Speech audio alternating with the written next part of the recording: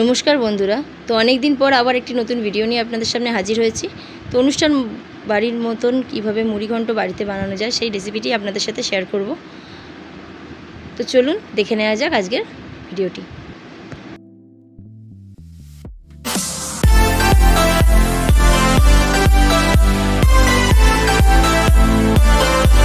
মুড়িঘণ্ট বানানোর জন্য প্রথমেই আমি একটি রুই মাছের মাথা নিয়ে নিয়েছি মাঝারি সাইজের।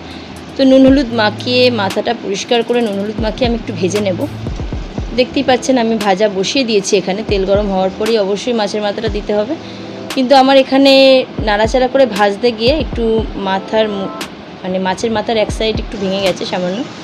তবে যেহেতু মুড়িঘণ্ট হবে তো অল্প ভাঙলেও কোনো অসুবিধা নেই। তো আপনারা একটু সাবধানে ভাজবেন যাতে আপনাদের গোটা থাকে। তো দেখুন আমি হাফ কাপ চাল অন্য একটি পাত্রে ধুয়ে রেডি করে রেখেছি। গোবিন্দভোগ চাল আমি এখানে ইউজ করছি। তো অনেকে বাসমতি চালও এখানে ব্যবহার করে থাকেন, তো আমরা এখানে গোবিন্দভোগ চালটা ইউজ করব। তো দেখুন আমি একটি তেজপাতা গরম তেলে দিয়ে দেবো, আর এটা ভাজা ভাজা হবে। তারপরে আমি এখানে এবার এর সাথে দিয়ে দেবো হাফ টিস্পুন জিরে। তো জিরেটা ভালোভাবে ভাজা হয়ে যাবে, সেটা খেয়াল রাখতে হবে যেন জিরেটা ঠিকঠাক ভাজা হয়, না হলে সম্বারটা ভালো না হলে টেস্ট হয় না। তো এখন আমি দিয়ে দিলাম আলু। হ্যাঁ, আলুটা অপশনাল, যারা মুড়িঘণ্টে আলু পছন্দ করেন তারাই আলু ব্যবহার করেন, অনেকে আলু দেয় না। কিন্তু যেহেতু আমাদের এখানে আলুটা ব্যবহার হয় তাই আমি আলু দিয়েছি, কিন্তু অনেকেই আলু দিতে চায় না। তো যারা অবশ্যই অপশনাল, যারা মনে করবেন আলু দেবেন না, তা আলুটা তারা স্কিপ করে যেতে পারেন। তো এরপর আমি আলুটা দেওয়ার পরে পরিমাণ মতো নুন আর হলুদ দিয়ে দেবো আলুটার পরিমাণ অনুযায়ী। তো এটা ভালো করে ভাজা হবে। আর তার সাথে আমি দিয়ে দিচ্ছি এখানে টমেটো কুচি, কারণ টমেটোটাও এর মধ্যে একসাথেই ভাজা হয়ে যাবে, এই জন্যই আমি একসাথে সব দুটো দিয়েছি যাতে রান্নাটা তাড়াতাড়ি হয়। তো দেখুন আলুটা আধ ভাজা হবে, এই অবস্থাতে আমি ঢাকা চাপা দিয়ে দিলাম। কিছুক্ষণ ঢাকা চাপা দেওয়ার পরে আমি খুলে এটাকে নেড়ে দেবো। 3-4 মিনিট ঢাকা চাপা দেওয়ার পর দেখুন টমেটোটা বেশ নরম হয়ে গেছে আর আলুটাও বেশ ভাজা ভাজা মতো হয়ে এসেছে। তো আর একটু নাড়াচাড়া করে নেব আমি ভালোভাবে। তো এরপরে আমি অন্যান্য মশলাগুলো এখানে রেডি করে নেব। আলুটা ভাজা হয়ে গেছে, কিন্তু টমেটোটা এখনও একটু বাকি ছিল, তাই আলুটা আর টমেটো আর একটু নেড়ে ছেড়ে নিলাম। তো এখন আমি যেই চালটা ধুয়ে রেখেছিলাম সেই চালটা এর মধ্যে দিয়ে দেবো, দিয়ে একটু ভেজে নেব ভালো করে যাতে চালটা চটপট করে ফোটে।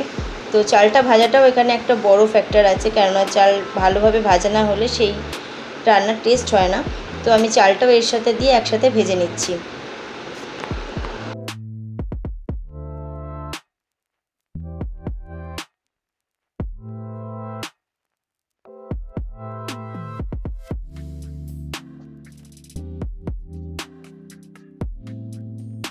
তো চালটা ততক্ষণ ভাজা হচ্ছে, আমি তো চলো রান্নার যে মশলাগুলো সেই মশলাগুলো আমি ততক্ষণ রেডি করে নিই।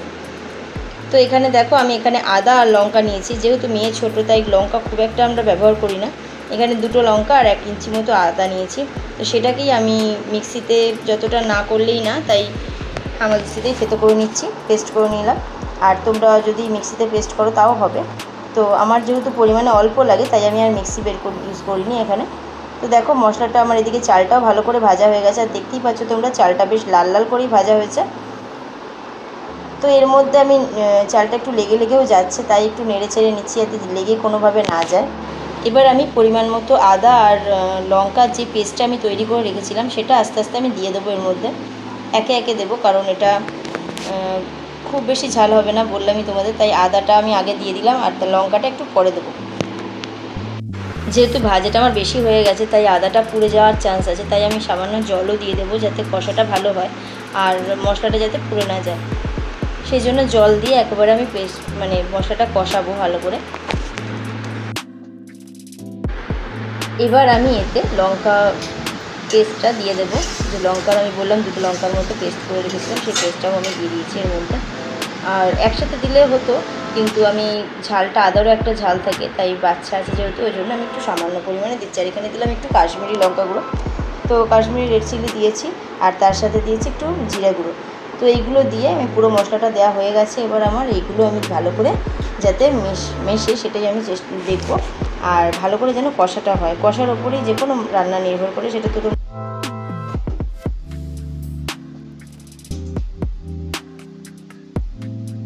কিছুক্ষণ কষা হয়ে গেছে। এখন আমি মাছের মাথাটাও এর মধ্যে দিয়ে দেবো। এবার সামান্য জল দিয়ে মাছের মাথার সমেত মশলাটা ভালো করে একটু কষে নেব। জলটা দিচ্ছি এই কারণে, আসলে মশলাটা কিছুক্ষণ ধরেই কষছে আর পুরোপুরি শুকনো মতো হয়ে গেছে, তো মাছের মাথাটা দিলে ভালোভাবে কষা হবে আর একটু, তাই সামান্য একটু জল দিলাম। আর আলাদাভাবে আমি কোনো জল দেবো না, এইভাবেই সিদ্ধ হয়ে যাবে। আসলে আলুগুলো একটু কচকচো করছে, শক্ত হয়ে আছে ভেতরটা, তো এর সাহায্যে একটু ঢাকা চাপা দিয়ে দিয়ে ধীরে সুস্থে করব, গ্যাসটা সিম করে, তাতে এইভাবে ওই জলের মধ্যেই একবারে কষার সাথে সাথেই রান্নাটাও হয়ে যাবে। ঢাকা চাপা দিয়ে দিয়ে এইভাবেই মাঝে মাঝে দেখতে হবে, কেননা নিচে যেহেতু আতপ চালগুলো গোবিন্দভোগ চাল একটু লেগেই যায়, তাই একটু মাঝে মাঝে নাড়াচাড়া দিতে হবে, না হলে সেটা নষ্ট হয়ে যেতে পারে। এবার আমি স্বাদ অনুযায়ী নুন দিয়ে দিলাম। তো যে যেমন তোমরা নুন খাও সেরকম সেই আন্দাজে নুন দিতে হবে। আমি এখানে হাফ টিস্পুন মতো নুন দিয়েছি, যেহেতু মাছ ভাজার সময় আগে নুন দেওয়া ছিল, তাই খুব একটা নুন আমাকে দিতে হয়নি। তো তোমরা তোমাদের স্বাদ অনুযায়ী নুন দিয়ে দিতে পারো এখানে। তো এখন দেখো ভালো করে যেটুকুনি কষানো বাকি আছে সেই কষানোটা আমি কষিয়ে নিচ্ছি মশলাটাকে।